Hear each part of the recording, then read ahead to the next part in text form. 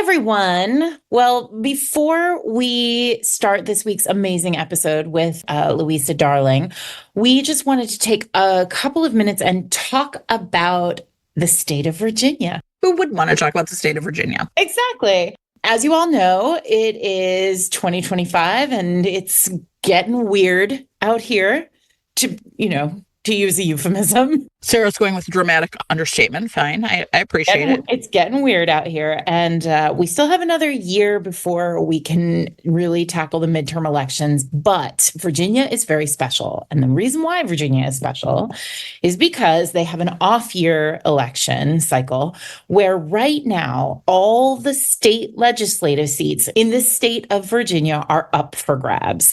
And the gubernatorial election is happening as well in Virginia. Now, listen. Virginia is a blue state, but we need to keep it blue. And the way that we are thinking about doing that is working with the States Project, which many of you know we've been working with for a couple of election cycles. The way the States Project works is they raise money for down-ticket state-level races.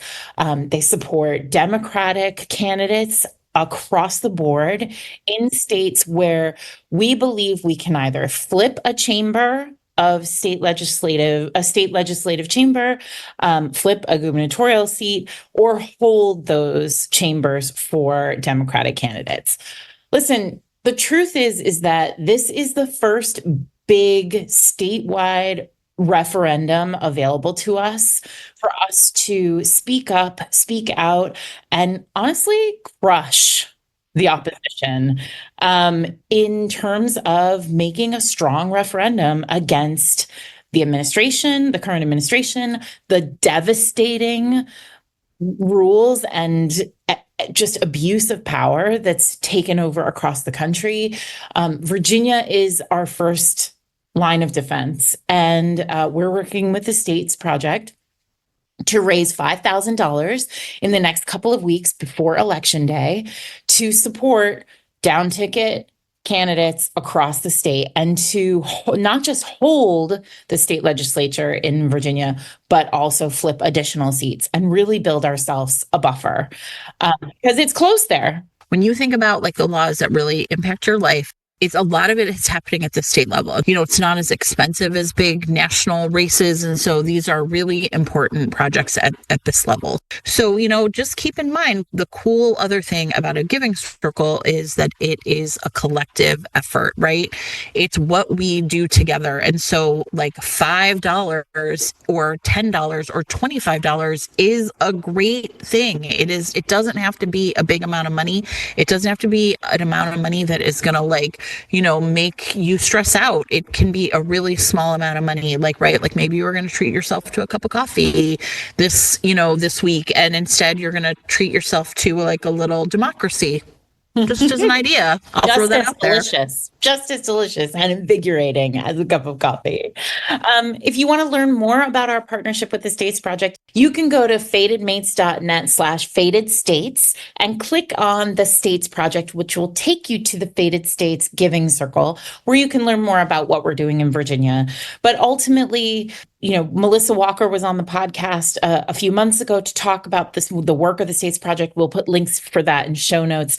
But truthfully, the issue is state legislators, they run the show. They're the reason why maps get gerrymandered, why abortion gets outlawed, why schools get defunded, why libraries ban books. Like these are state level laws that get passed by draconian legislatures, and then they pass up and up and up through the courts, and then the Supreme Court rules on them, and here we are. So that's our story. If your podcasting app supports chapter titles, you can click on the chapter title right now to be taken directly to our States Project funding. But again, we're looking to raise $5,000 in the next few weeks, and we're hoping you can help us do that.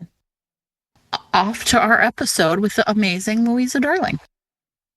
This is very exciting because for like 5 years, Eric has said, when is Louisa going to be on the podcast? And it feels like it's important. Everyone, our guest today is Louisa Darling, and we'll get to why she's important to be on the podcast today and why we love her books and everything. But I feel like season 1 of Fated Mates, we invited Louisa to come on the podcast. Oh, really? Because there is a Cressley Cole Immortals After Dark book that is dedicated to Louisa. What? Okay. I feel like, see, I It mean, all comes. What I'm saying is that time is a flat circle. Well, you should have invited me because you read those books in the first place because I begged you to. That's true. Exactly. You are the prime mover So on really, this whole Lothair. podcast is because of me. See, there. Here we are. It only took us 8 seasons to get you on, but here we are. I'm actually, point of order. I don't know if I know the story about how you two became friends. Like, right? Like, you meet people and they're like, oh, this is just my friend Louisa. And you're like, yeah, sure, of course. But, like, what is the story? What is your origin story? Well, as many people know about me, a thing you should know about me this far into the podcast is that when I decide I like somebody's writing, I then immediately stalk them into being my friend. It is true. You are a weirdo that way. I'm just like, that person's a good writer. I hope I never have to talk to them. And I'm like, I got to meet my heroes, which Yeah, is it was a problem. true mutual admiration society meetup. Well, because Louisa was writing these, like, okay, Louisa wrote chef books before it was cool. Mhm. And they were so sexy. That whole series is so hot. And she wrote them under the name of Louisa Edwards. And I was obsessed with these books. They were set in New York City. There are places in New York City where I go and I'm like, that is the place I'm sure Louisa was writing about in that, one hot chef book where he teaches her how to make an egg. Like, Jen's tapped out. I'm like, I was literally Not like, for Jen. I was like, her body normally knows how to make an egg, everybody. I don't know what's Listen, so what? Okay, well, first of all, welcome everyone to Fated Mates. I'm Sarah McLean. I read romance novels and I write them. I'm Jennifer Prokop, a romance reader and editor. And we are joined today by one of my favorite writers and one of my favorite people, Louisa Darling. Hello. It's my very first podcast ever. Amazing. We love that about you. You're a podcast virgin. We are joking Podcast before. virgin. I was like, don't worry, we'll be gentle. So Louisa's written you've written like a bunch of different things. Yeah.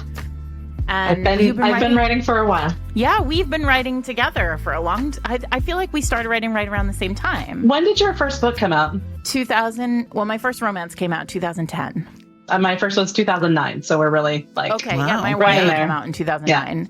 And honestly, I feel like the way that I found you was I tweeted at you. I think I don't that must know, be true, but we ended Did up at Twitter the exist? I don't even know. It was early days. And like Louisa and I both have like partners who are like very tech, Oh, so like you were on, like, interested in new early media. adopters. Yeah. Yeah. We ended up at BEA together, or I was in town for BEA, and we got together we for had lunch. at Cook Shop, And it was the beginning of which a is where you beautiful, have lunch. a beautiful friendship. It was great. Exactly. And now we're like friends. We travel together. We go places. We read each other's manuscripts. And now she's on the podcast. Now here I am. Because she has new books. So, okay. Actually, wait, before you say that, here's what everybody should know. And I edit Louisa, but Louisa edits Sarah. Right? That's true. Like Jen's not allowed to read my books. Yeah, the When relationship they're people messy. assume that Sarah and I have about her manuscripts is the one actually that Louisa and Sarah have. It's Yeah. interesting because Jen knows nothing No. about what I'm writing about ever until the book is done. Pretty much You done. don't even yeah. like talk. You don't even like talk and brainstorm don't and do the discuss whole. it. Oh wow, I didn't know that. Lisa, I have one person I talk to. It's you. It's Okay, well. it is. So protect Yes. yourself. Because I'm fucked if anything happens to you. Yeah, I mean, I just think that is really interesting because I think a lot of people think that, that you and I talk, and I'm like, no, that's Louisa's job. Sarah and I have a different relationship. Exactly. Well, it started out an editorial before I started writing my own books. So Oh, I don't think Are I you knew allowed that. to talk about what you did? Because I feel like everybody would be very excited about knowing. oh sure, where you yes, worked it's and- not a secret. I was Leslie Geldman's assistant at Berkeley, and she was the head of the Berkeley Publishing Group And she was also both Nora Roberts and Jane Eyre's editor. So I got to work with them a lot, which was obviously phenomenal for a baby just out of college. Yeah, that's amazing. So I learned a ton from them, and I love to keep my hand in with the editing. So I'm always very excited to get anything from Sarah. I feel honestly even crazier now that you let me edit for you. You're like a real professional. What? What? I will say that was a long time ago now. People are like, "Oh, what was it like to work in publishing?" And I'm like, "Well, it was like that was the dark ages. It was so long ago. I have no idea what it's like anymore." You're like, we still got manuscript in boxes, like Kathleen Turner sending, right? Yeah, I literally stopped. I stopped editing because at the time when we moved away from New York in whatever it was, 2005, you couldn't be an editor if you didn't live in New York. Like it wasn't possible. Oh, right. Yeah, sure. So, that's not the case anymore, but yeah. But Louisa can confirm, and this is not saying anything about Nora, but she can confirm that Jane Eyre is amazing. Yes, Jane Eyre is really wonderful. One of her books is dedicated to me too. What? I love coming up with titles, and I came up with the title for one of her books. So, but she was incredibly kind and very appreciative of the assistance, which not every big, huge best-selling author is. Nora also was always very, very kind and wonderful. Everybody, if you're out there and you're a writer, you're an author, and your editor has an assistant, remember them at holidays and send that assistant a tiny little gift, and they will bend over backwards for you forever. When they get promoted, send them a thing. When you have a book out, make sure you send them a note and honor them. Put them in your acknowledgments. What the hell is wrong with everybody? Editorial assistants get paid absolutely nothing. I had a friend who was an editorial assistant who lived on ketchup packets and sugar packets from Starbucks for the first year in New York. It's oh my gosh, terrible how little assistants get paid. And they do a lot of work. They do a ton of work. A ton of work behind the scenes for very little. Wow. Exactly. Acknowledgement. So. Although not in my case, I have to say I was my boss, my direct boss was very mentoring and acknowledging. I was very lucky. Wow. See, now I feel like I am so happy I know that story. I have really I guess I had bits and pieces of it, but yeah. Now I'm all like, oh, you just loved her writing and made friends with her. That's how Sarah is. How else do I make friends? But it's classic Sarah. It's like if you want to lay a trap for Sarah, now you all know. Put some good writing inside of a bear claw and boom, like one of those bear traps, and she's caught for life. She can't fight her way out. She has no idea how to do it. You'll just end up on the podcast eventually. Louisa Edwards wrote these very sexy chef romances. And then Lily Everett wrote these sort of small town horse romances. They're not horse romances. It was set on an island where there were wild horses. So yes, it was.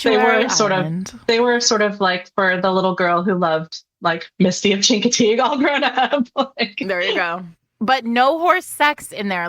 Nobody does it on a horse in those books. No, they weren't that sexy, and they were very they were accurate, more accurate than it was not romance horse. It was horse. Yeah, no. Okay, fair. But they were sexy, but there was no sex on horseback, which I think I proposed several times.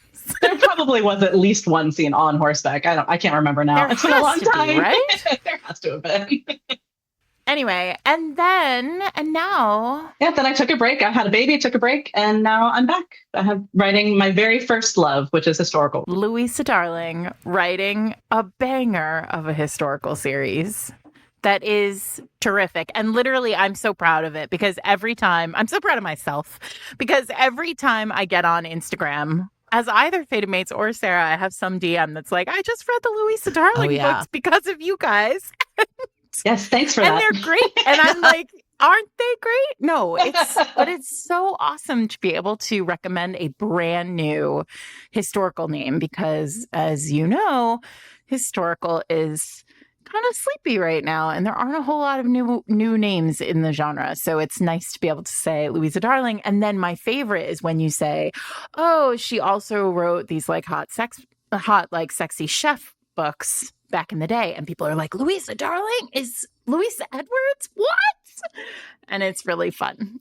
Just the other day on the Discord, someone was asking, so your audiobooks are by the amazing Mary Jane Wells. And they were like, do you think that she's going to do the third book in audio? I'm like, I'm sure. But, they were like, do you have any idea when? And I was like, I don't know, but I can ask. And then I was like, I can literally ask like right now. I can say the third one has been recorded. I've listened to it. It's perfect and amazing. And I'm just waiting for the final mastered files. Hopefully, I was promised early this week, which is the early October. So by the time this goes up, probably it will be out there. But This week's episode of Fated Mates is sponsored by HarperCollins, publishers of Lindsay Kelk's Christmas Fling. So Laura is studying to be a neurosurgeon, and she is really looking forward to a quiet Christmas on her own, a bottle of wine, and flat sitting for a stranger. Only when she shows up at this flat that she has arranged to rent for the holidays, she finds a very handsome and very scantily clad Scottish lad. Okay, he's a grown man, everybody, and his name is Callum, and he's super hot. Now, here's the thing. This is all awkward and hilarious, as only Lindsay Kelk can probably write it, but what happens next is that Callum's parents show up and assume that Laura must be his girlfriend, and essentially she gets swept away on a sleeper car to the whole family's vacation in the Scottish Highlands. This is my dream Christmas.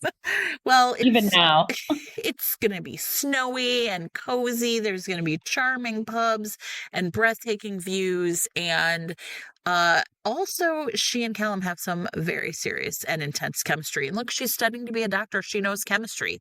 So when this no strings, so she's like, maybe this can be the perfect no strings attached holiday fling of my dreams. But of course, holiday fling is going to turn into holiday feelings. And then what's going to happen? Well, if you also love holiday feelings with hot Scots in the Highlands after sleeper train rides, you can read Lindsay's Christmas Fling right now in print, ebook, or audiobook. If your podcasting app supports it, you can click on the chapter title right now to be taken to buy the book. Thanks to HarperCollins and to Lindsay Kelk for sponsoring this week's episode. One of the things, Jen, that I'm not sure you know about Louisa is that she is an old school romance reader. Has been reading as long as we have been reading. I think you could tell if you read these books. Right? Yeah. I was like, all of the things that I love best are boom, right in it.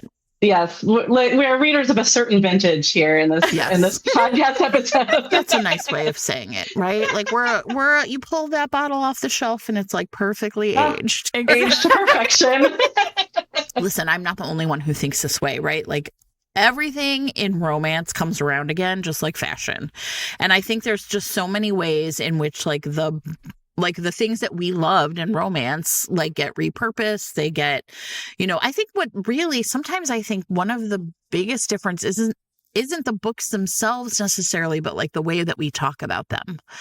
And I think a lot about, the tropification as a shorthand of talking about romance is, that's something that I think is different, but the books themselves, what's in them, the kinds of things that appeal to readers, I think a lot of that is the same. It's just that we wouldn't sort of have a shorthand of these 5 things. And then kind of people feel okay, yes, I'm interested in that or not. So in that sense, that's what's so great about romance. It's still a classic is always a classic look, right? Yeah. So the new series, Dukes in Disguise, perfect. You've written a novella, and then you got down to business and you wrote these 3 Duke in Disguise books, which is a trope that I feel really encompasses a deep love of historicals. You have people who have read historicals and loved historicals know that the Duke in Disguise is a classic. And so in each of these books, the Duke in question is in fact masquerading as someone else, or as something else.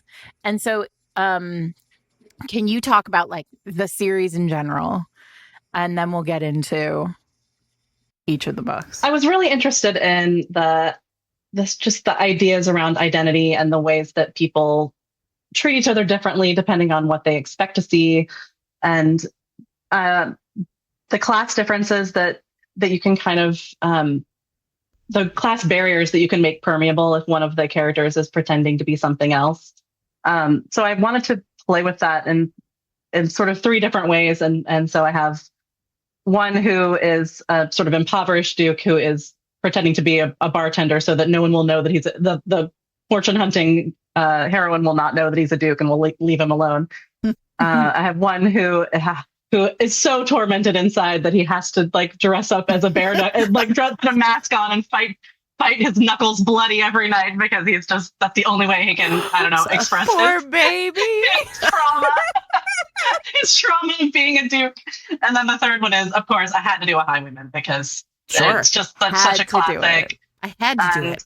I just had to. But then in the highwayman one, I really wanted to turn it on its head a little bit, and so he also has amnesia. He's not only, he wears a variety of different masks in different ways. We've talked about that book several times on the podcast, and every time I refer to it as boom, amnesia. Yeah, halfway through the book, midway point, boom, amnesia. Sarah is, I know that's not really like the topic of discussion, that one today, but like Sarah the other day, was it on last week's episode, was like, you really only get one amnesia story in your writing career. And I was like, that does seem true. You cannot go back to that well that often. It's kind of a one and done. You're like, I did it. I got it. You don't want to become known as the amnesia author. No, but it's so funny because I feel like I read that book. So, okay, we're not here to talk about boom amnesia, but let's get into it. So I read that book with like pure, like, I should say, everybody, not just because she's my friend, but because the books are so clearly written out of like a deep, abiding love for historical romance. When I read a Louisa Darling book, I like kick my feet with joy. Like it's just so delightful. And you know, the best thing about that book is, I mean, there are lots of great things about a highwayman duke and who gets accidental amnesia.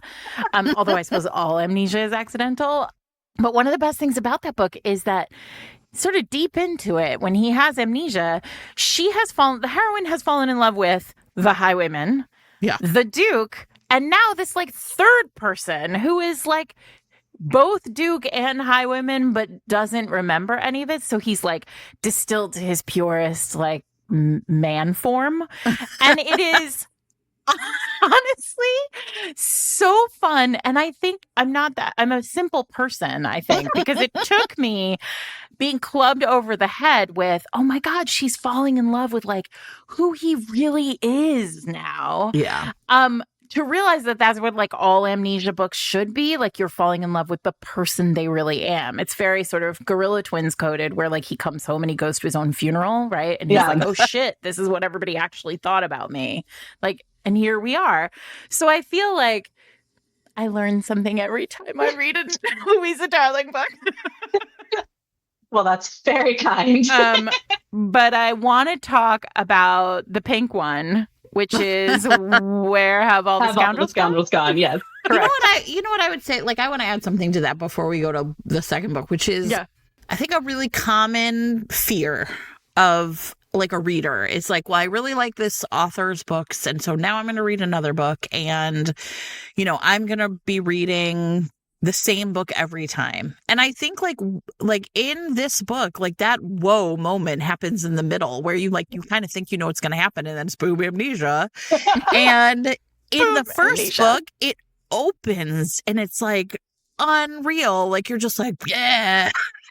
And then goes backwards. And so I think like the other thing I want to say about these books is even like the plotting and the pacing of each book is really different. And I think that's what also makes it really fun to read. It's not like every one of these stories is the same story. When I first started sort of pitching them to the group chat about what these books are going to be like, Sarah, one of the things Sarah said was like, God, I love when somebody starts writing historical for the first time and it's like their id is just like all over the page. It's just everywhere, just spilling out. And it's true. It's like, these are just these are just things that I've been thinking about since I was 11 years old and read my first romance novel, which was, of course, historical romance. Of course. And like, they're so much fun. And like, I just knew that I wanted to do the amnesia book, and I was really scared to do it.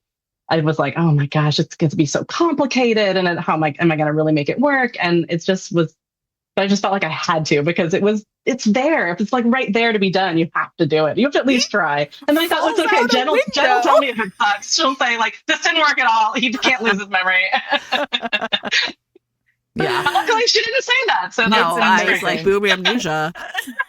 You can like use a plot like that to get characters into trouble. You can't just use it to get them out of trouble. Right. And so at this moment, you're kind of like, is anything going to work out between these two? Right. I mean, like, there really is this feeling of, and in some ways, like, this book has a lot of movements, which I also feel like is unusual, right? Like, because they were young. She was too young to kind of be the heroine. It's really smart the way it like allows for like a literal second chance. But, you know, boom amnesia can only happen at certain points of the book, I think. So Boom amnesia is actually called Scoundrel Take Me Away. Which audiobook coming soon. You should change that on Amazon. It should be like Scoundrel Take Me Away, a boom amnesia book. Maybe I'll just take your cover quote off and just replace it with boom amnesia. I mean, we renamed Gorilla Twins. Yeah. I know. I feel so bad about the Gorilla Twins thing.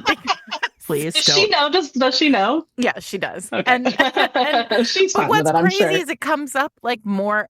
I mean, surprising no one, Gorilla Twins comes up a lot when I'm on panels, and I can never remember the name of it, and somebody always has to shout it out. I mean, that's the problem with the Earl takes all writing anything at this point. But like all romance novel names can kind of run together. It's very hard to come up with something that hasn't been done before, or doesn't sound like something that's been done before. So, but now that Amazon is posting all these like miles long, like, you know, all the publishers are like, you know, I don't know, Scoundrel Take Me Away, a 30-something friends to lovers werewolf that will delight and astound you in 2025. Exactly. It feels like they could change the title for Gorilla Twins and be like, Gorilla Twins. This is the Gorilla Twins book. This is it. This is the one. That's one that you've been looking for.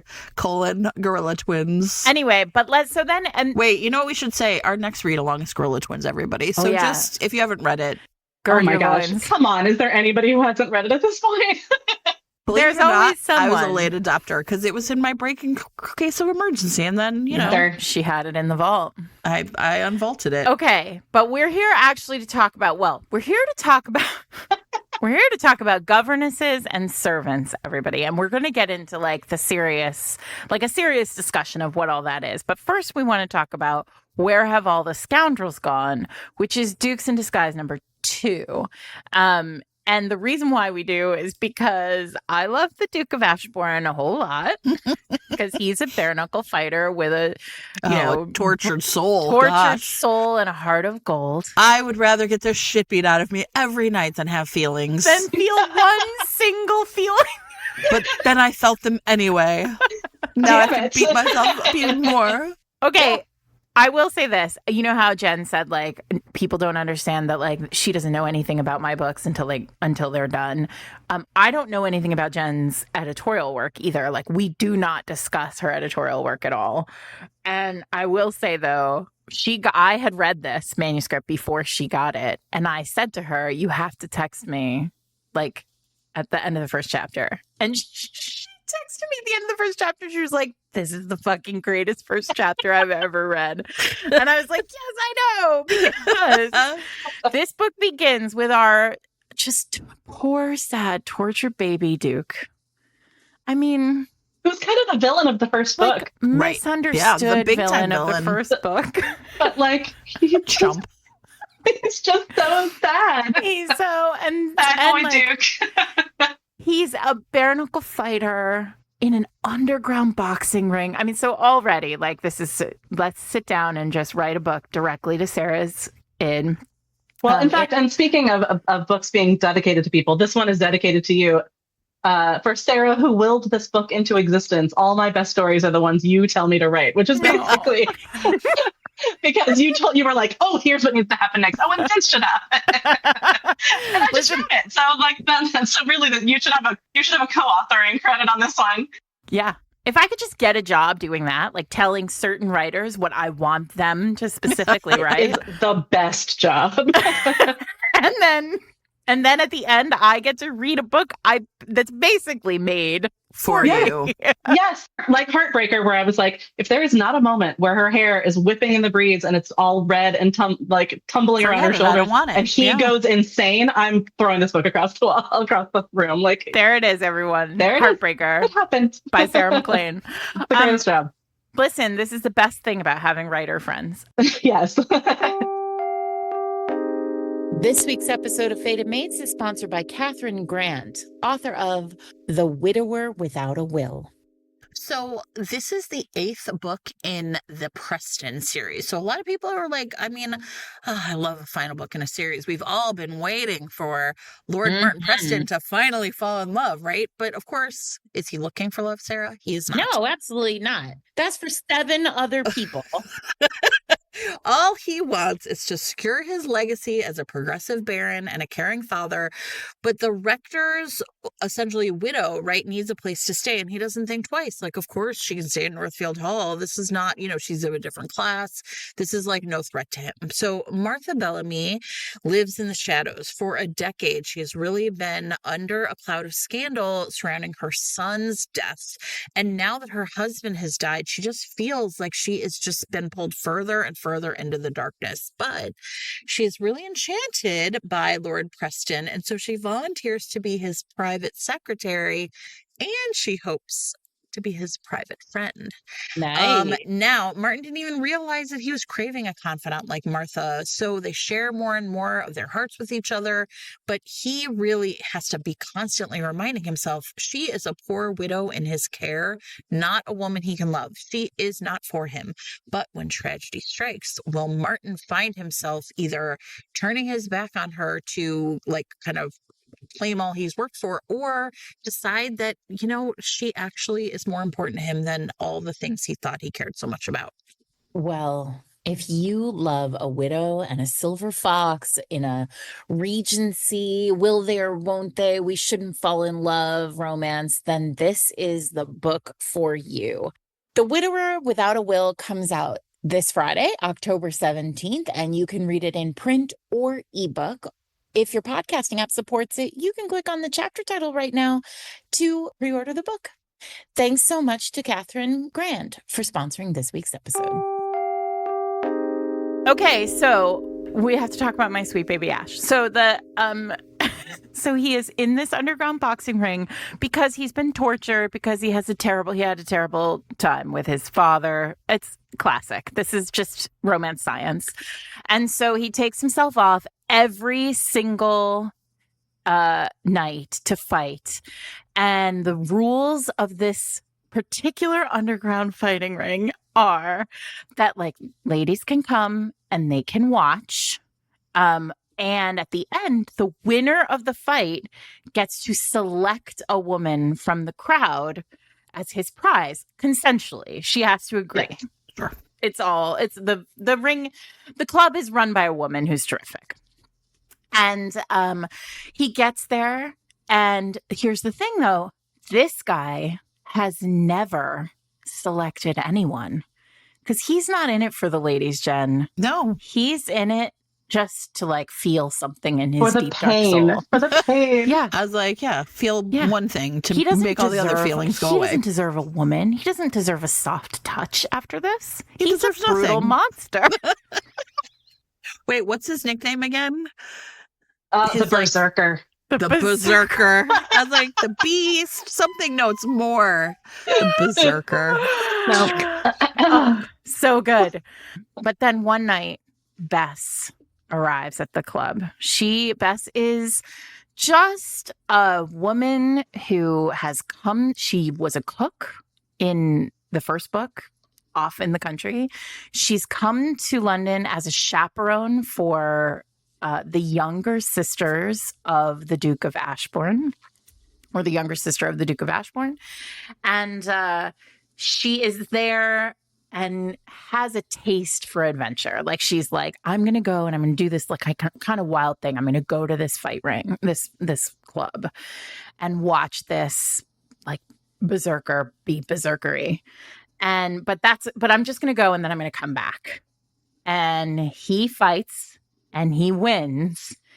And here he is. He looks over the crowd. And for the first time ever, he points at Bess and he says, that's my prize. And we're all like, yes! And then I pulled the horrible trick of 4 weeks earlier or whatever. Yeah. Right. I was like, what is this? Some sort of crappy action movie? And yeah, sorry about that. And you know, it is an interesting question, like the question of like where the story starts. And sometimes like that is where the story starts. And if it was just like kind of like exposition, everybody would be really bored. Right. So I do think there are times when like that sort of like sleight of hand with the plotting or the timeline really like, right. Like everybody knows you got to start the book with the big hook. And there it is. That's right. It was terrific. It's a terrific beginning. But what's interesting about this book, and the reason why we're here today, is because we talked about how, like, when you write when you write your first historical, you, like, really tap the id. And I know because we're friends that, like, governess, chaperone, kind of this, like, woman servant kind of structure is something that you are really into. You love a chaperone. You love a governess. I do. I really do. So can you talk about why these books work? Because this is a real historical structure, like a historical character, the governess, the chaperone. Well, I'm the family lore is that I read Jane Eyre when I was 8 years old. And now that I have an 8-year-old, I don't know that can possibly be true. Or if it is, I don't think I could have understood much of it. For sure. I imprinted hard on it like a baby duckling. Like I like really, really imprinted hard on that governess storyline. And I think there are a lot of things that I really enjoy about that kind of conflict. There's so much inherent conflict of the power differential between them. There's often an age difference. There's not a huge one in this book, but often there's an age gap. When we were young, those books were like she was 18 and what he is Jane was is like, a baby, and he's this like old man with a wife in the attic. But there's something I think that.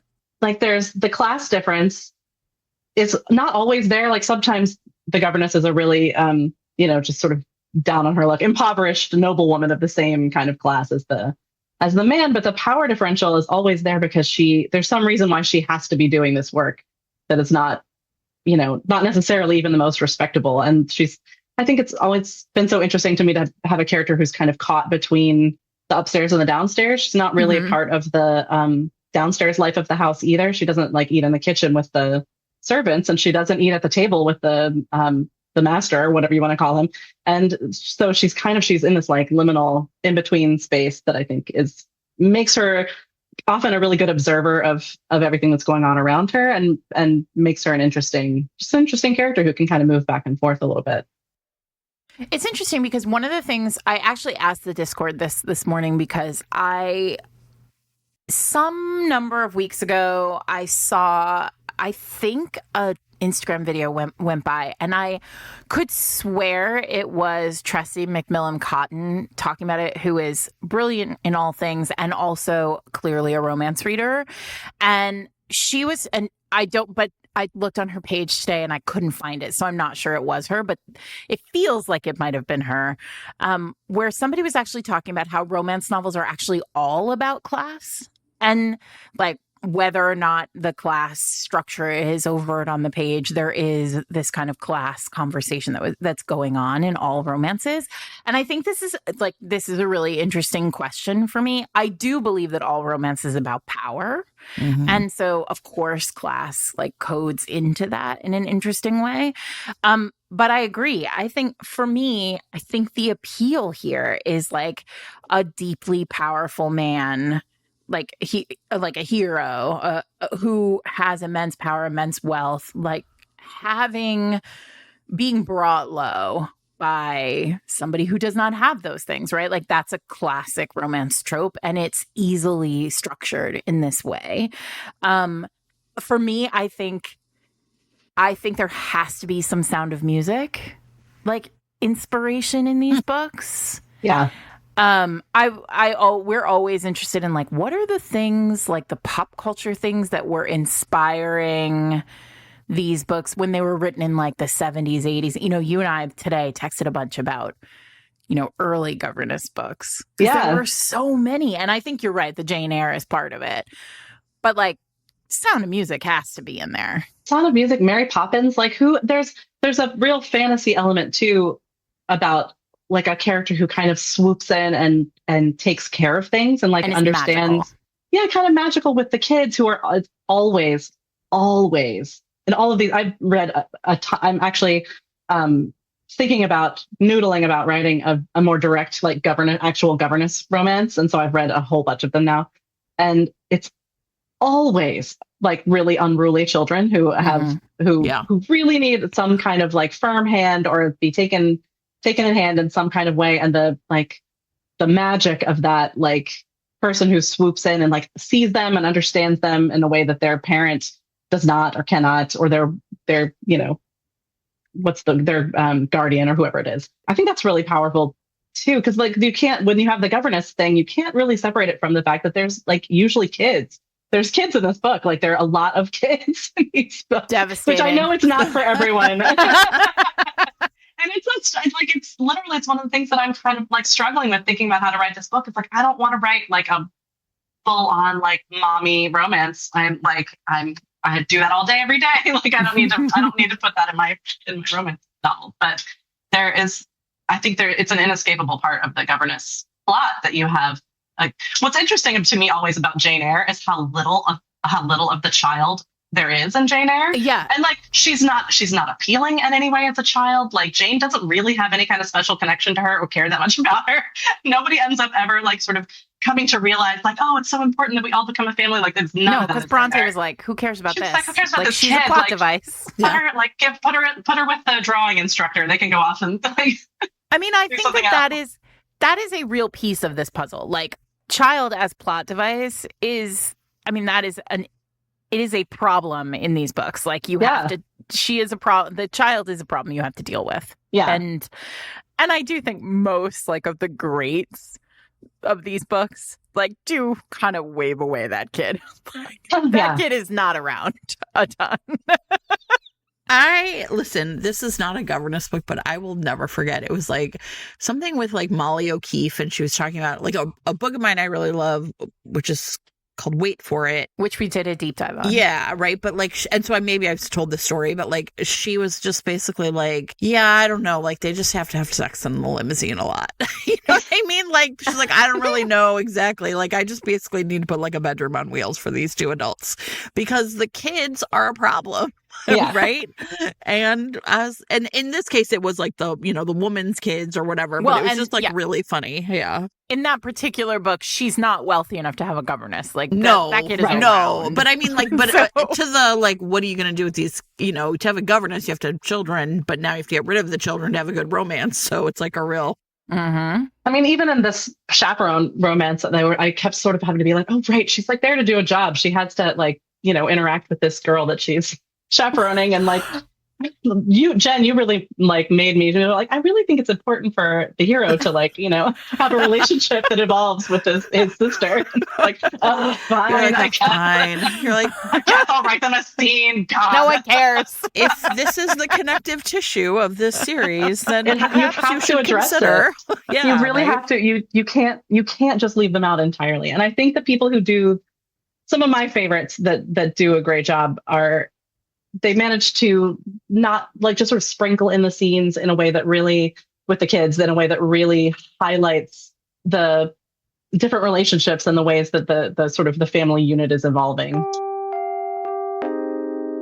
This week's episode of Fated Mates is brought to you by Andy J. Christopher, author of Faster.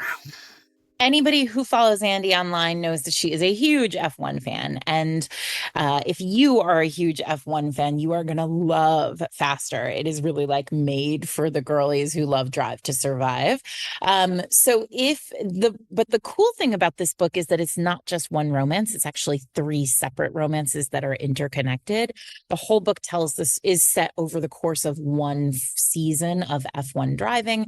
So you're traveling the world with these drivers in these kind of like high stakes situations. Like it's all sort of very exciting and who's going to win. The first group is a throuple. Essentially, it's a woman who discovers that her F1 driver husband is cheating on her, and then as revenge, like throws herself into the arms of another F1 driver who is his, arch enemy, like competitor, who's also the one that got away for her, and the husband won't let her go, and so like there's a MMF situation that goes on there. And then there's another one who's like a female driver on the circuit, and she's falling for like the daddy team manager. It's pretty hot. You're gonna love that if you love an age gap romance, or if you love Toto, the Mercedes team principal on Drive to Survive. And then the third one is a press officer and like a hotshot Playboy driver, and they're like at each other's throats, but like desperate to get each other into bed. It's all super sexy. It's a little bit like Jackie Collins vibes with this kind of deep, sexy, big romance. And if you love any of those things, you're going to love this book. I think you're all going to love this book because it is going to be super hot, super sexy, and super fast, just like an F1 race. So if you are interested in checking it out, you can click on the chapter title right now to buy the book if your podcasting app supports it. And if not, just check it out using our show notes. Thanks to Andy J. Christopher for sponsoring this week's episode. Tell us somebody who you think really does kids right in this scenario. So one of my very favorite governess romances that's also really a good example of the class difference thing is Rules for a Proper Governess by Jennifer Ashley. Ooh, that was on my list too. It is. I think it's one of my absolute favorites of that whole series. And it's a great series. The whole series is really good, but I love that one. The Scottish barrister hero who has lost his wife, but had a wonderful relationship with the wife and like truly loved her. And is now kind of like really lost, especially as a parent, like as a man also, of course, but like as a parent, right. He's really like, he loves his kids, but he doesn't really know how to connect to them. And he has a hard time dealing with them. They are, of course, unruly as all of these children who need governesses are. I really keep thinking about the like Sound of Music of that all, right? Yeah, like the old frog in the bed trick. Right. I'm just a hapless man who doesn't know how to control these kids, and it's not my job to know. Yeah. I'm probably too strict, and therefore I'm like crushing the spirit of one and like totally unable to reach the other. And like, that's just in Rules for a Proper Governess, Birdie comes along and she's a pickpocket. She's a little con artist thief. And she is really fascinated by him and the work that he does. And so she lightly stalks him and just ends up being on hand to help when the children run away, which is a big trope of these books. And almost all of the ones that I read, at some point, the children or one of the children runs away and has to be. And that is like a big part of the crisis of everything coming back together. People being like, oh, crap, we forgot about the kids. We have to go find them. Right. I reread this morning, or I like reread the beginning, and I like fell right into it, which is like the best feeling for like preparing for these episodes. So good. And so good. Basically it's like, they are getting a governess fired every week, and the older one, who I think is Andrew, essentially is like takes off and like climbs the scaffolding, and like the sister goes after him to like keep him safe, and the smelly governess, like literally she smells like cod liver oil, is like down just yelling on the at them and being awful and like and Birdie's own, she's in her mid-20s, but like her father keeps her at home to basically be like his servant. And so the opportunity to be the governess to these unruly kids is also like freedom for her. Well, and they're also like, she's seen and dealt with a lot worse than two, kind of like one slightly naughty child and one little girl is kind of not catatonic, but she's a little disassociated from things. And she just she just gets right in there. I love Birdie. She's this like impulsive, really cheerful character. I think some people dislike the character that comes in and sort of always knows what to do in that like Mary Poppins kind of way. But I find it really, really charming. And I just loved the way she was written. I thought that she was great. Well, and it's particularly charming when foiled with a like rigid hero who shows no interest, like a la Dane, right? I mean, that's not a governess book, but Lord of Scoundrels, right? Like that kid is like nowhere, or, you know, has inherited these kids and like doesn't know what to do with them, or, you know, actively is like broken by the loss of parent, the loss of siblings, or however these kids kind of like land in his lap. I think one of the things I liked about, or like I remember feeling, is like the assumption of like this upper class wealthy man is that like this woman, because she's staff, is, you know, not as smart, not as capable, like whatever, right? Like he's like, you know, the master of the universe, literally. And I think like one of the things that always ends up being a big part of these books for me that I like is, let me show you that I actually have a whole other set of skills that you have never even dreamed could exist. And that you actually really, really need, that are like essential to you. Yeah, right. That I'm going to make your life better. And that is like a big part of the like HEA then is him realizing, right? Like, of course he loved his children. He's not indifferent to them, but he just is kind of like, I just hire governesses one after the other and one will stick eventually. But it's, you know, that's the part. It's like she's going to make him a family again in a different way. And in that book, she's very, very aware of the class differences. The end of the book, I don't know. Do we spoil on here? Do we just go ahead and talk about that? I mean, this book has been out for a really long time. But it's the end of the book always makes me cry, because she's this irrepressible, very happy, like sort of determinedly happy character. She's determined to not be crushed by, an abusive father in this like kind of dead end life that she grew up in. And like at the end, all she asks is like to stay with him. She's like, I'll do anything. I'll be the governess. I'll work in the scullery. I'll do whatever. And like, it's heartbreaking. And then the moment when he's like, you'll be my wife or nothing at all. Like you're just like, oh, so great. it's everything. It's just it's so satisfying.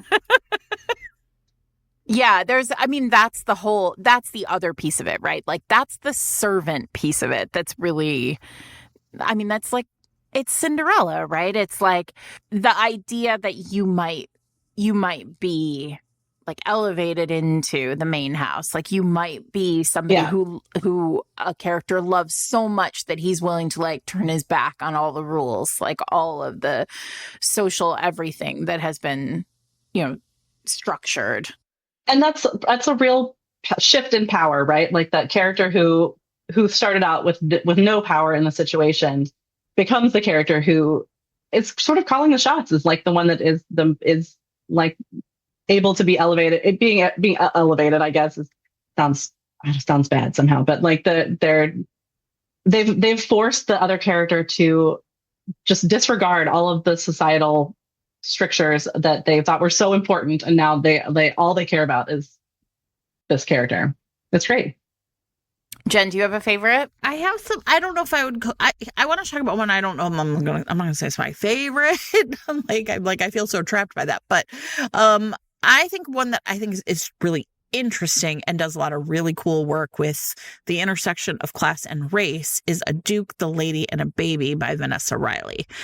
Because in this one, I think it's really playing around with like the set of assumptions that, the aristocracy has about like who takes on certain roles in the household. And so in this book, if you haven't read it, and this is from a couple of years ago, Patience is the main character. And what happens is her husband committed suicide, and that's what everybody tells her. he committed suicide. And she has the temerity to sort of question this. And when this happens, they essentially like separate her from her newborn son and like kick her out of the house. And because she is from the West Indies, so this is a Black woman, she essentially like gets hired back on by like new staff as like the baby's like wet nurse.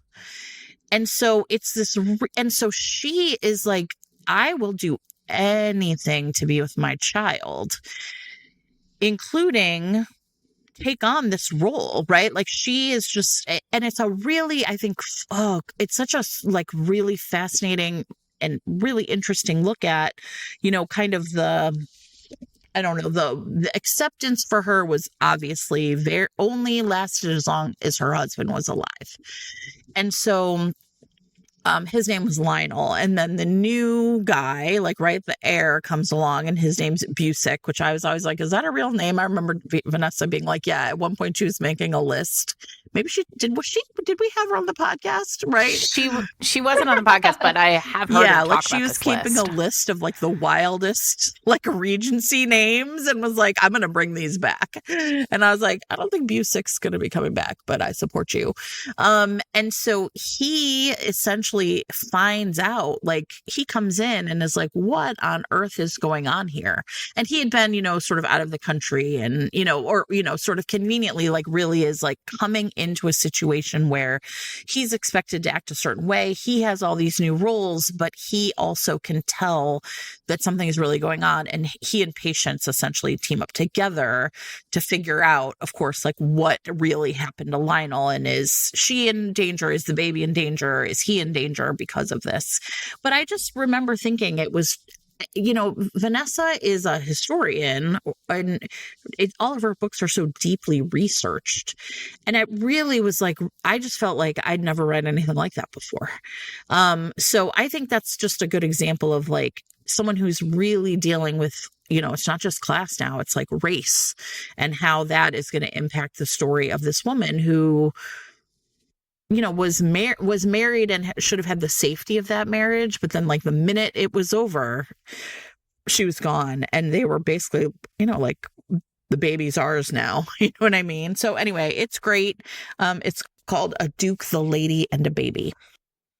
You know, I'm thinking about, so whenever I think of governess books that sort of stand out for me, because I feel like when you start reading romance, you know, in the 80s or whenever it was that I started reading romance, like there are so many governess books in those early years.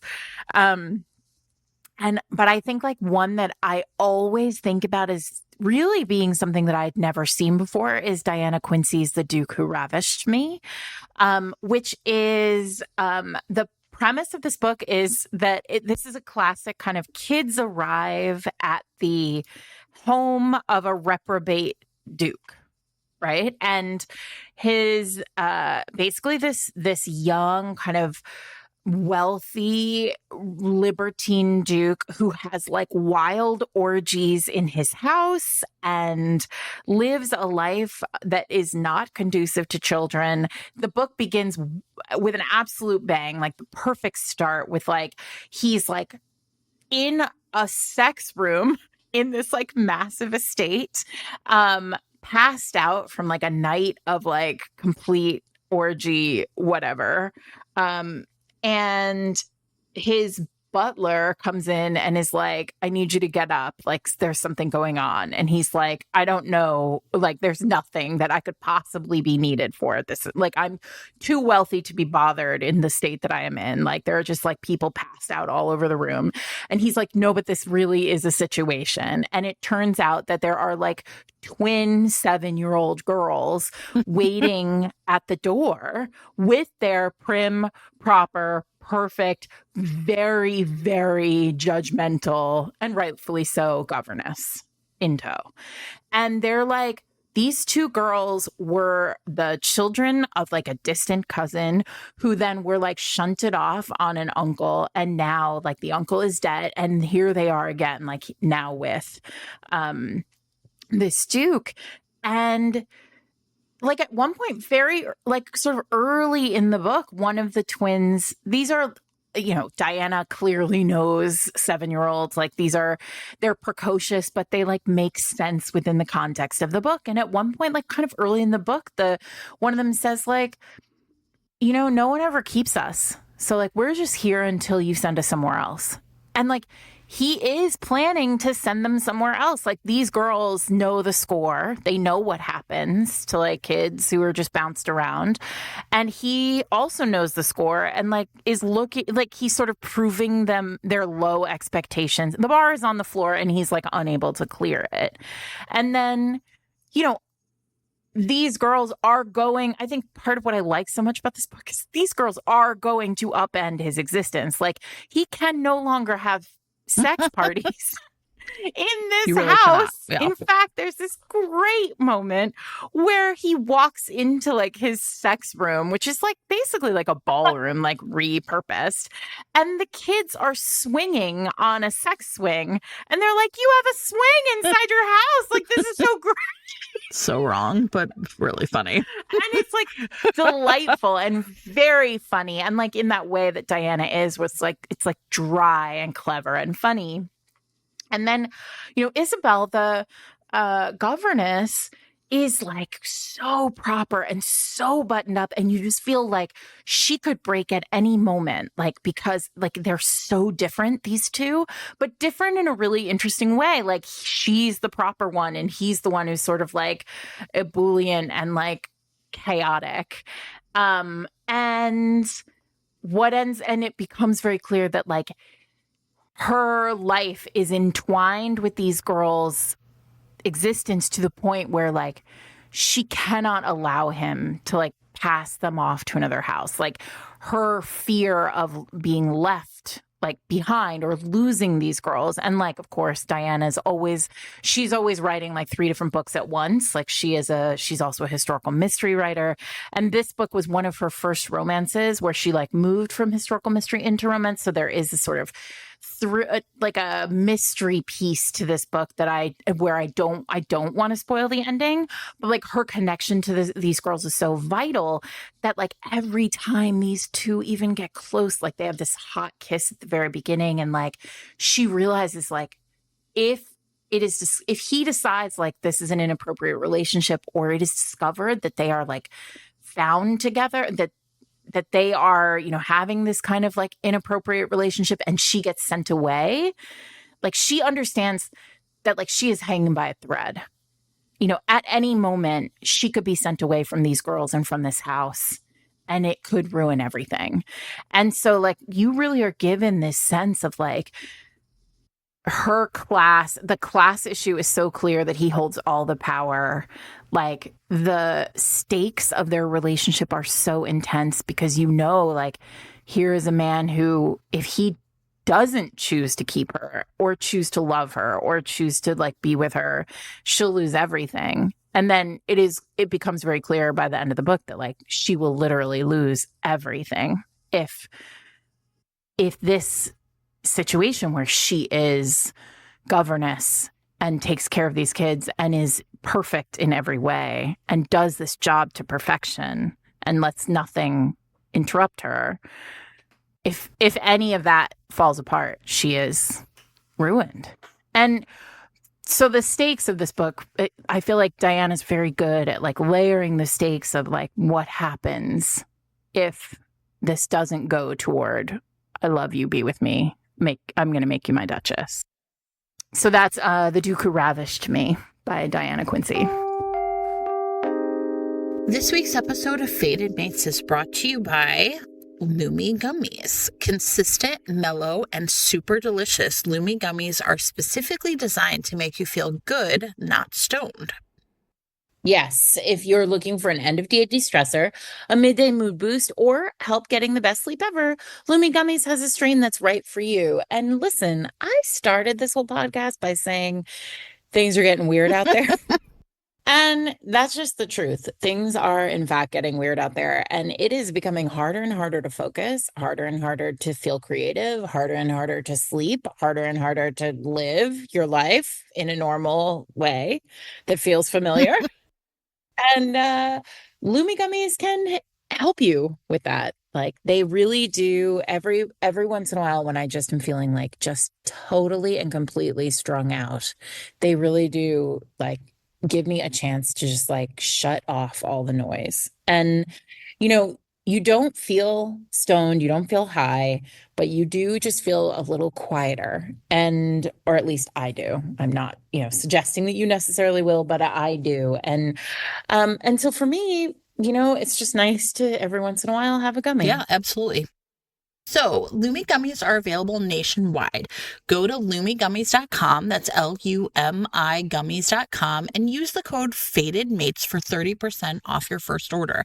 Again, that's L-U-M-I gummies.com, code FATEDMATES. Thanks, as always, to Lumi Gummies for sponsoring this week's episode.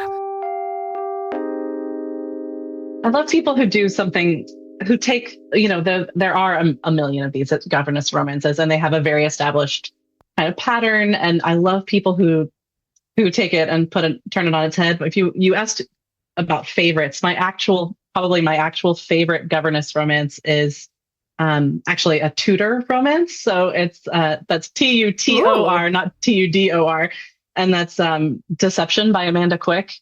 And in 1993, she was already like, I'm going to upend everything and turn it all on its head. And I've never seen anybody else do it like this, where it is the heroine who inherits these three boys that are like, they're her, I think, nephews maybe, or distant cousins. And they're extraordinarily unruly. They burst into her life in this like chaotic way. They have a giant dog that's always galloping around and like messing things up. And she has this like a grumpy housekeeper who's like really mad about it all the time. And she herself, of course, Amanda Quick style, is all she cares about is the study of ancient legends and maps. Of course. So she is all she wants is like Classic. a little bit of peace and quiet in her library to do her work. And here comes this man who is going to take the boys at night. This is true fantasy, right? Like this man is going to come in and take charge of these boys, and he imposes a schedule, which they all love because it's like now suddenly they have structure. They have somebody who cares, like male figure in their lives who's caring about them and expecting things from them. And he's Jared, Jared Chilhurst. He's also a secret Amazing. Viscount, of course. Of course. But and he's secretly really in the house looking for a treasure map that she had. To an erotic text, a treasure. Very, very, very Amanda Also, Quick. the way you know it's old school is that he's not a duke. He's not a secret duke. A secret No, it's Viscount. He's a secret Viscount. I was like, I'm sorry, what are you, 1,000-aire? Come on. Y'all talked about Ravish. You did a Ravish deep dive, right? And Yeah. And like that Yeah, is we definitely did. top 3 for me. But Deception is actually probably my top favorite Amanda Quick.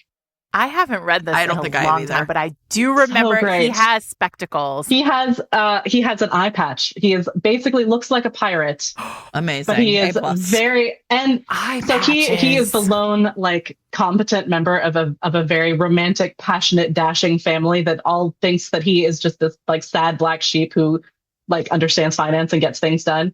And he basically goes searching for this treasure map to keep everybody else in his family from getting into trouble about it. He's like, I'm going to take care of this. I'll figure it out.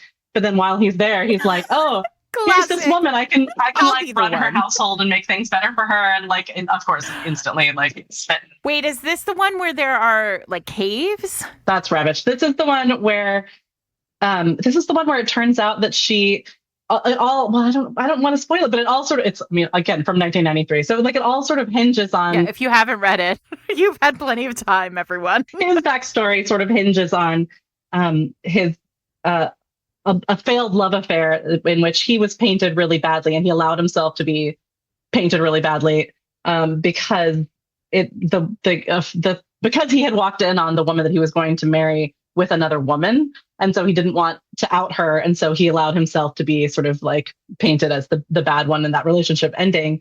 And then it turns out that the heroine is like clocked it instantly that these two were lesbian lovers because she had like grown up with her aunties. Oh, yeah. It's just like, it's perfect. Everything about the book is perfect. It's so good.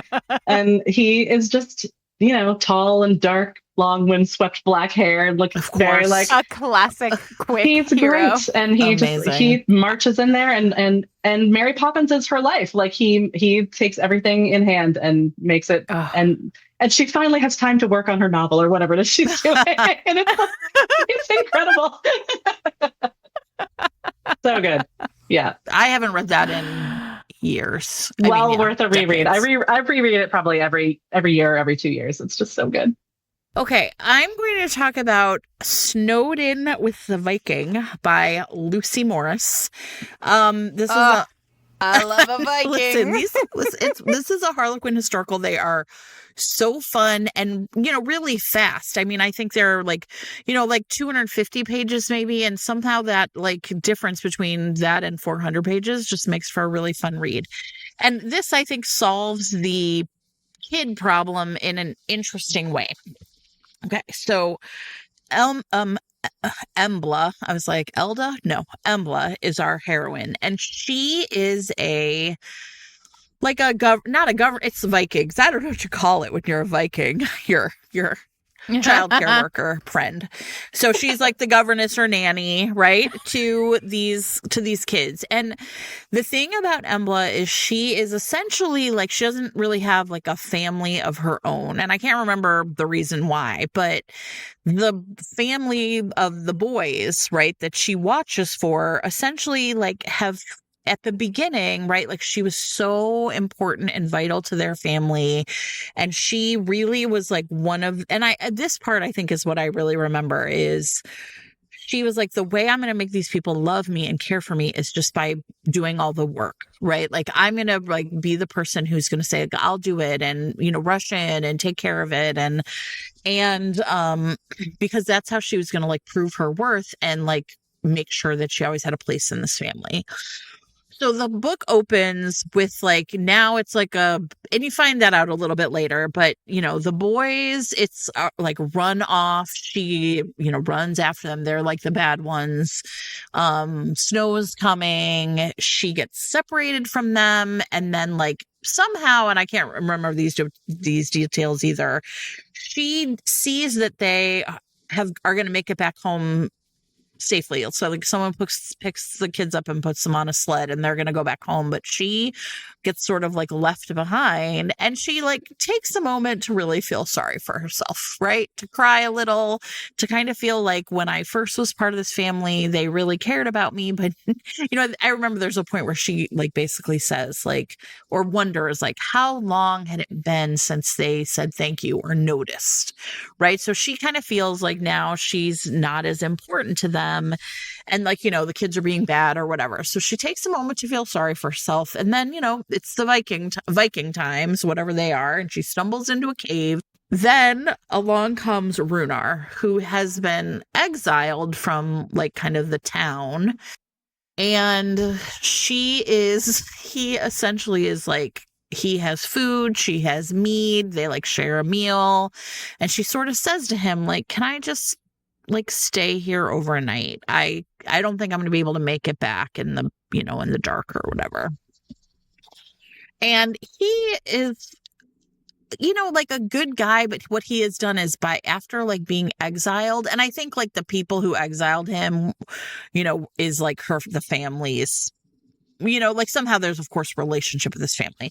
So he has talked himself into this idea. There was a woman he loved. He couldn't be with her. He doesn't deserve anything good or wonderful. He's just going to stay out. I mean, at one point when he finds her, he literally thinks how long has it been since I've talked to a person? He only talks to his dog or whatever.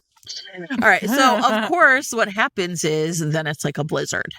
And so these two get snowed in to this cave, and then somehow they make it to his cabin for the winter. And the thing that I thought was really interesting about this is the first time, because now she's not with the kids, right? She's not doing her job. This is the first time that she really has to think about, or she gets to think about herself. What do I want? What is the life I want for myself? And of course, they fall in love and they, get to spend all winter together, and, they do they have a lot of great sex, and they, all this all the things. And then when finally they can go back to the village, she sort of says to him, like, and he essentially has like asked her to stay, but she has sort of said, I have to go back because I need to just let them know that I survived and see them again. And then what happens, of course, is he sees how happy she is when they are first let back in. And he just like turns around to leave because he's like, she's better off without me.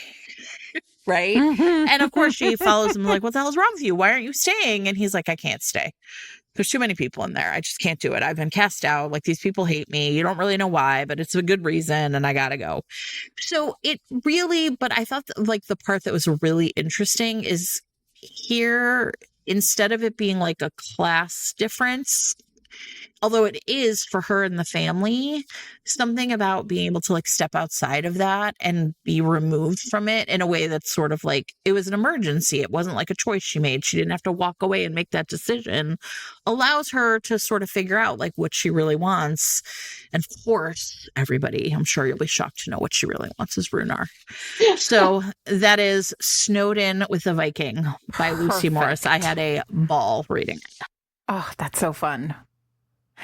I feel like there's also a whole series, like when we came up with the idea for this episode, we were like governesses, and then we were like maybe servants, like maybe like sort of, it feels like there's also this other piece of romance where it's like servants in disguise. Mm-hmm. Like there's this kind of, that is a real old school vibe too. And I feel like the in disguise piece is sort of, it's like, it's a big piece of this Venn diagram of books. And so when I think of servants in disguise, especially when you go sort of older, like into like older romances, old school books, I always have to talk about Sophie Jordan's Sins of a Wicked Duke, because it's a book that couldn't be written now. Like it wouldn't work the same way. The heroine is, on the run, deep in disguise, and she masquerades as a footman in his house. So, there is a situation where like there was a time, and I wrote a ton of them, right? Like where a heroine would dress in men's clothing and live like as a man by day. Like there's a kind of pretty, there are multiple Elizabeth Hoyts that do this, and then move, and then all be able to sort of throw off that disguise and live as a woman in the world whenever they want. And obviously, like these are books that are of a time like now we know more, we do better when it comes to transness in text. And so, but this Sins of a Wicked Duke is one that like where she is disguised as a footman in his house, hiding away, like trying to like negotiate her way through, secrets and uncover mysteries and like get the documents that she needs. And there is like the revelation that she is not who she says she is, happens in a bathtub, and it's, deeply sexy. And so I think about that book. I think about, there's a great Kate, oh shit, I just put Kate Noble. I just put her name like directly out of my head. But there's like a great Kate Noble book where a duke, and it's actually a duology where a duke and his valet change places. And so I love those books. I love those stories. What an idea. Right? Oh, they're so good. They're so good. And like the premise of this book is Trading Places meets Pride and Prejudice, right? Like, I mean, it's perfect. And so there's basically, they trade places, and so the Duke becomes it's not his valet, it's his secretary, and then his secretary like plays the role of the Duke, and then they have this kind of, there are two books.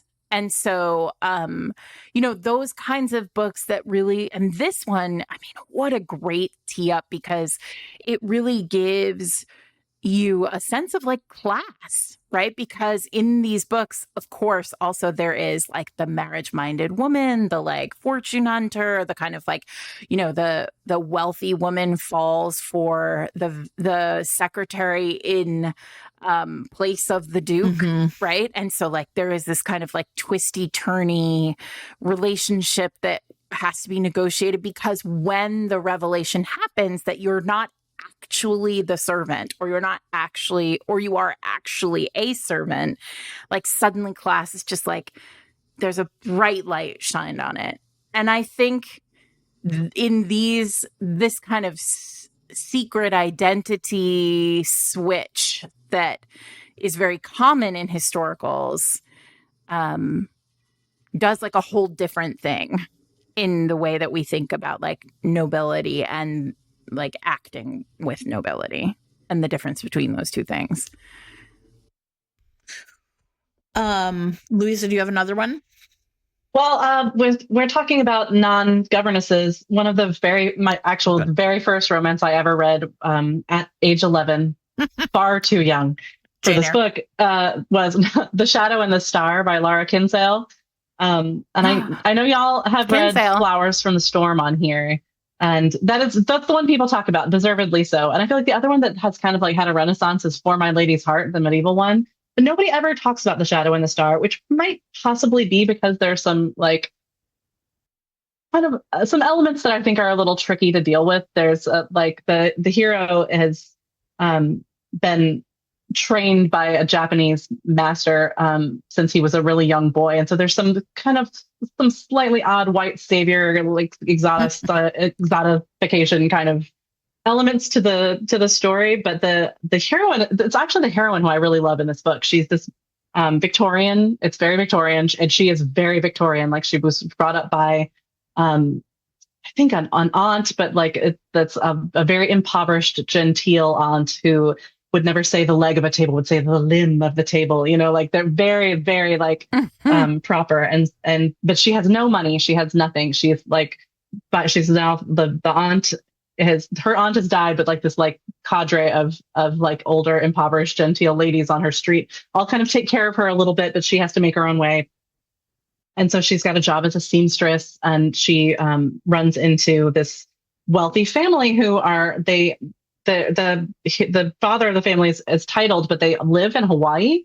And so they have this kind of like an outside, they're very highly placed in like English society, but they're really outside of it too. And they've made a choice to not live in England. And the hero is like the ward of that family, who now he's all grown up, and he's sort of he thinks he's in love with the daughter of that family, this sort of like privileged, like very sweet, but kind of spoiled, like aristocratic girl. But he's also, of course, drawn to this seamstress who impresses the whole family, and eventually they hire her like as their social secretary to kind of like help them navigate the London social scene, and like all the formalities and all the things that they don't really understand, because they like live this carefree, beautiful life, colonializing Hawaii. Like there's definitely some tricky bits about this book. Romance I don't want to gloss over it. Yeah. I do want to say it has my absolute favorite step back ever. I'm showing Jen and Sarah. It's like Fabio and a beautiful woman. Wait, is there water? Standing under a waterfall, and her hand is just really lovingly gripping his ass. His like it's everything. His Maximus. Sadly, that never happens in the book.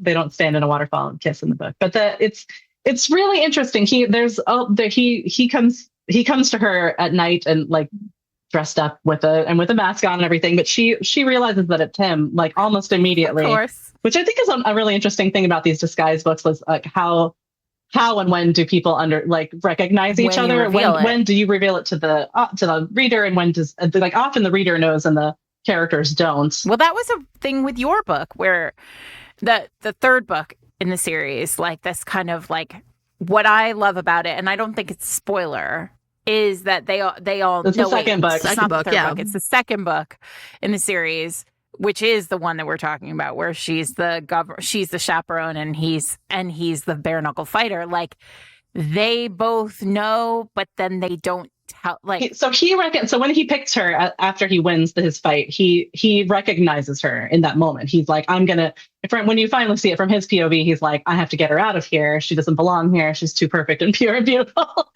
to be in this horrible place of blood and pain and shame. So like he picks her because he recognizes her, but she thinks like she recognizes him before he even fights because she has recently bound up his wounds with a strip of her petticoat like you do. Stop, she sees it in his like butt pocket or whatever, and she's like, "Oh my god, it can't be!" But it is, of course, it is. So they recognize each other instantly, and then they like hide it from each other. They're each convinced that the other person has not recognized them, which is requires a little bit of romance, sleight of hand, I guess, for romance reasons. A little romance magic there to follow that, but yeah, like so she knows that. So in this.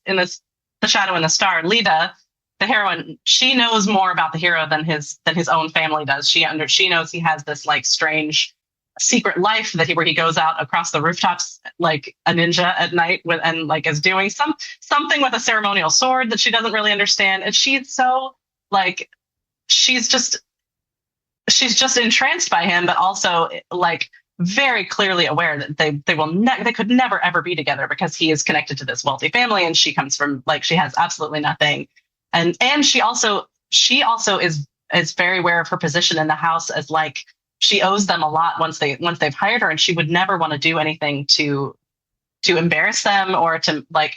I think that's an interesting element with a lot of these class difference books. Is they're like the person who is of the lower class feels like really grateful and really like wants to. There's all this pressure and the stakes are so high of like I don't want to do anything to rock this boat or ruin this because like she could be tossed back. Like if she were tossed back out into the cold, she wouldn't have that seamstress job anymore. She wouldn't have anything. Right. Yeah. Well, it's like God, that Cleopus, is it Married by Morning? Is that the Leo and the Leo Hathaway book? Yeah. Leo still and in the vault, everybody. So I cannot speak to that. So I won't spoil it for you. But like, I bet they end up together. Catherine is really like a companion to all the other Hathaway girls, and like they are in love. These two. I mean, like they fight like cats and dogs, but they're obviously meant for each other. They hate each other, but also they love each other. But she knows like if it doesn't work with Leo, like she's out on her ear, like. And of course, it's Cleopus, right? So like everybody knows there's no way Leo would ever throw her out on her ear ever. But like Catherine believes it, and so, and I think you're right. Like that fear of being lost. But and I'm gonna say this because Eric, you might want to put this like back in when I talked about Kate Noble, but the second book. In that game in the Governess Lion the Lady series, one of the things that's really interesting about that book is that the stakes in the second book are that in the first book it was revealed that the two characters switched places. So in the second book is the lady kind of being scorned by society for not having noticed that she fell for somebody really wealthy, like who was not wealthy. Like surely somebody a poor servant couldn't have possibly like pretended well enough to be a believable, like, so clearly she knew she was like climbing down into the muck when she fell for this person, and she's dealing with that in the second book, and then it's like, and that's the love story. And so I think there's that too, like when it's twisted on its head and it's the heroine falling for a male servant, like there's the layer of kind of public condemnation there too. I have one more where it's like it's not an official. No, this person doesn't have an official role, but it kind of falls into this, I don't know, archetype for me, which is Have you ever read It Takes Two to Tumble by Cat Sebastian? And this was not on my list, but you mentioned The Sound of Music. It is essentially a Sound of Music retelling, but like a gay romance. And in this romance, Ben Sedgwick lives in, the village or whatever. He's a vicar, and he essentially ends up getting tasked with like watching the absent naval captain Philip's kids. Philip's wife has died, and he basically Philip is like, listen, my job is ocean. So right? He's like a vicar babysitter. Yeah. And right. And it's like, here's the really fun thing about this book is I'm sure I've mentioned this on the podcast before. When I read this the first time, I was like, yeah, sure, this looks fine. Like, whatever. And then as I was reading it, I was like, wait, is this a Sound of Music retelling, but make it gay? Hello. And it's really fun. And so, Philip just has literally no idea. And I mean, this is like the classic, not only does he have no idea how to raise the kids, he doesn't even really know how to be a dad. His job was being away in the ocean. His wife raised the kids. He would come home, and not in a terrible way, knock her up, leave, be gone for, years or however the fuck it worked back in Regency times when you're a naval captain. And so when he comes back, he, Ben is kind of like, what the fuck is wrong with you? These are your kids. You got to figure this out.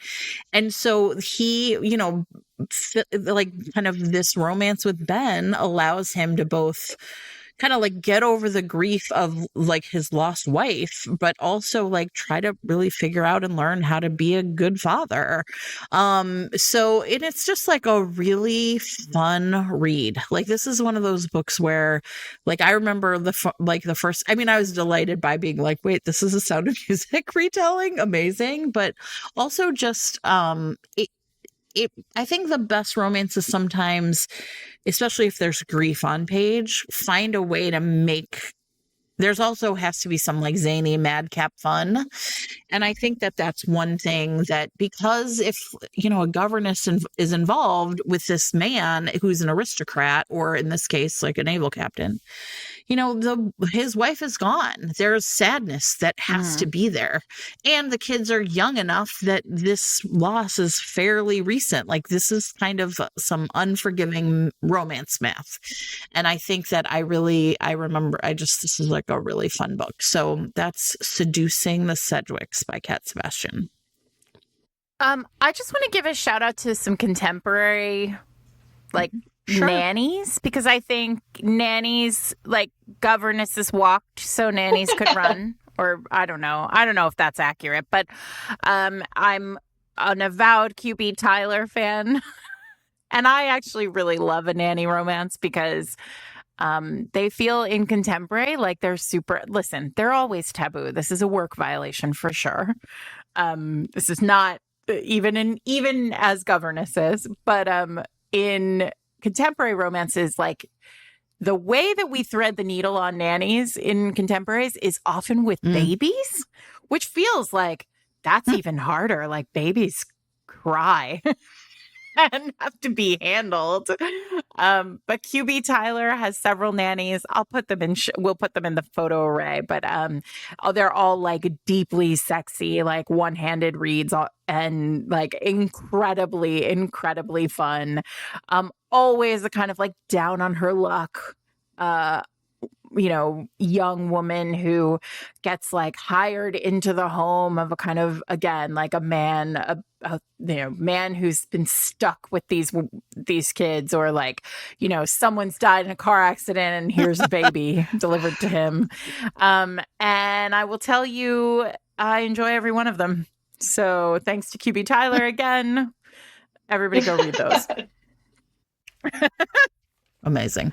But I actually do think that there's something interesting about how contemporary romance has handles the nanny position. You think about Rebecca Weatherspoon's Rafe is so good. Which people talk about all the time, which is a Manny romance. I think there again, it's sort of threading that needle of class in a really interesting way that feels it seems more difficult to do in contemporary in a lot of ways because we can't, like you said earlier, Louisa, like you can sort of paint the lens with Vaseline when you're looking at historicals. And like wave away the fact that this is an HR violation. I should say that one of the things I really love about In Deception is that the heroine is keenly conscious of the fact that she is his employer. She brings it up a lot and is always trying to stop herself from kissing him. Just he's so irresistible, but she's really, really she really tries. She's really like, no, this is really dishonorable. I really can't do this. Like it's, of course, because it's Amanda Quick, she has taken like every single possible trope and like just flipped it just that little bit so that it's adorable. And you think about it in a different way because it's the man sort of being like, no, I promise it's all right. And she's like, no, I couldn't. I couldn't. It wouldn't be right. It wouldn't be right. Yeah, I love it. Yeah. Right. Great. I was just gonna say that I actually think that my contemporary nanny since we were talking about like, oh, is it Jane Eyre? Is it Sound of Music? For me, contemporary nanny romances, the button was installed by Mystic Pizza, which, listen, that is not an appropriate relationship. That is it Phoebe Cates who has the relationship? They're in like he owns a lighthouse. Wait, I have never actually seen Mystic Pizza. I know. I know.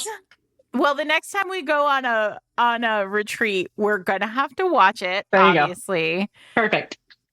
It's not. It's Annabeth Gish, and she's a babysitter for like a guy who's like in Connecticut, and the guy lives I don't know if he lives in a lighthouse or if they just like happen to be in a lighthouse, and it's totally listen, this is not a romance. This is totally inappropriate. Like, not only it's not just a workplace violation, it's also like I'm pretty sure she's a teenager, but it's it's the 80s. Yeah. And when it was the 80s and I was 10 years old and watching this movie that my parents should not have been allowing me to watch, but did in fact install like 12 million buttons for me, including clearly the like babysitter button, which.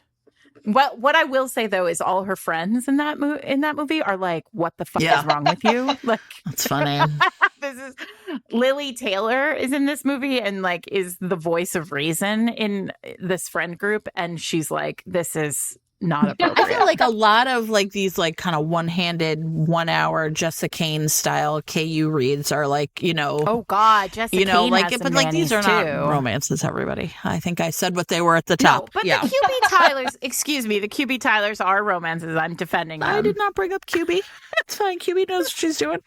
Jessica Kane though. Sure. That's I think yes, you're right. They're doing a different thing. It's taboo. Well, that's the taboo. That's what you're talking about. Yeah. Yeah, what was in the past like a legitimate relationship in contemporary romance, it does edge into taboo. But I will say I'm like a pretty basic bitch for nanny romances. And I hate a kid in a book, as you both know, as everyone who listens knows. They're tricky, very tricky. Yeah, that's why I don't want them on page. I feel this way about pets in books too. Like, same. It's fine if he has a dog, but I don't need him to be there. I mean, listen, in this snowed in with the Viking warrior or whatever, maybe snowed in with the Viking, maybe he's not a warrior. There's a part, he has like a dog, and I'm like, well, okay, he doesn't talk to people, so he gets a dog. But like at one point, like the dog gets attacked by wolves, and like, I was into it.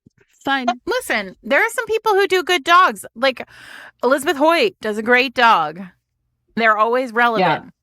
There's also all those old schools where she like tames wild wolves and then brings them in, and they're like, and the heroes are all like, stand back, I need to broadsword this dog, this wolf. And she's like, what do you mean? He's my sweet baby. That's different. That's a different kind. That's a romance dog, and I want those. Romance dog. There you go.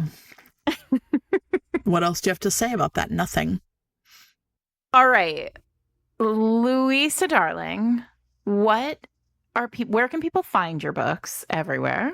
Yeah, pretty much everywhere. Everywhere except indie bookstores, because I haven't figured that out yet, but hopefully someday.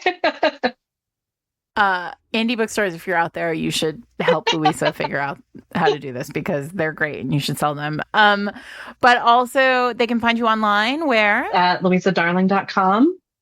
And I don't really Facebook, but I do Instagram. What is it? Louisa Darling Writes, want to say? Like, sorry, I should probably know this. And what's next? I'm currently writing the first book about the De Vere family. If you read the last book, The Scoundrel Take Me Away, Boom Amnesia book, they're like 3 different romance heroes are very clearly teased. And so I've kind of started all 3 of their books, and now I have to try to decide which one to finish. This is the moment where, as a reader, I like screenshot my Kindle and then send her a picture, and I'm like, this guy. It's this one, right? And it's like one random man just like passing through. That's the best thing it's about like Romance Bloodhound. You're like, there he is. Yep, there he is. I sense a future main character just passed through. Yes. Who's that woman with a fabulous pair of shoes? I see her story coming my way. Exactly. Romance Bloodhound. We're all so good at it. We know exactly what what to look for. Sometimes it does steer you wrong.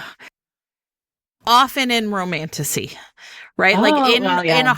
In a Heart of Blood and Ashes, there's like a, like the.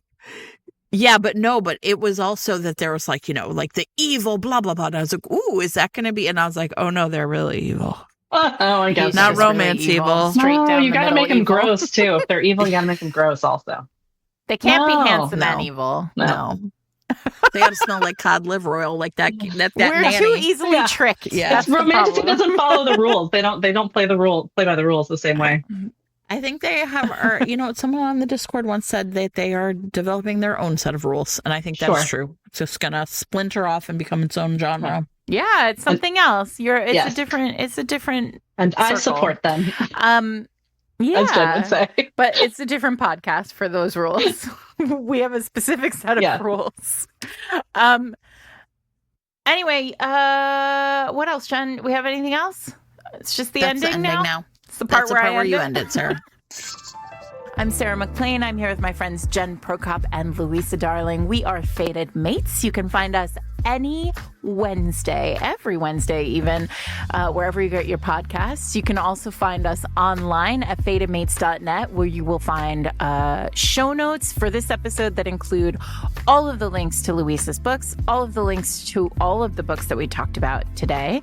Also on the podcast, you can head over and check on the collections page, where you can leave the algorithm behind and let the Fated Mates listeners and favorites deliver you delicious groups of books that we think are great. Louisa's done one for us. Oh yeah. And what is it on? Boxers, fighters. All historical though, I think. Fighters. I think I did only historical. If you love a historical fighter, head over and check Louisa's collection for other historical fighting books. You can also find us online at Fated Mates Pod on Instagram and Threads, and Fated Mates on Blue Sky. We are still raising money for the Virginia midterm elections, the local Senate and House elections in Virginia. Head over to fatedmates.net/Fated States for more information on that, and give some money to the States Project, which is raising money for the off-cycle elections there. What else? I think that's it. I don't have anything going on this month. Do you have anything going on this month? Any events? No. I just want to live. Wednesday. What month is it in the world of Fated Mates? Yeah. Oh wait, I do actually have one. Also, everybody, if you're in New York City and you want to come out on October 21st to see me and Nora Dahlia celebrate the launch of her new contemporary romance, Backslide, come do that. We'll be at the Rip Bodice on the 21st at 7 p.m. We'll put links to tickets in show notes. Thanks so much. We love you. We hope you're taking care of yourselves and other people.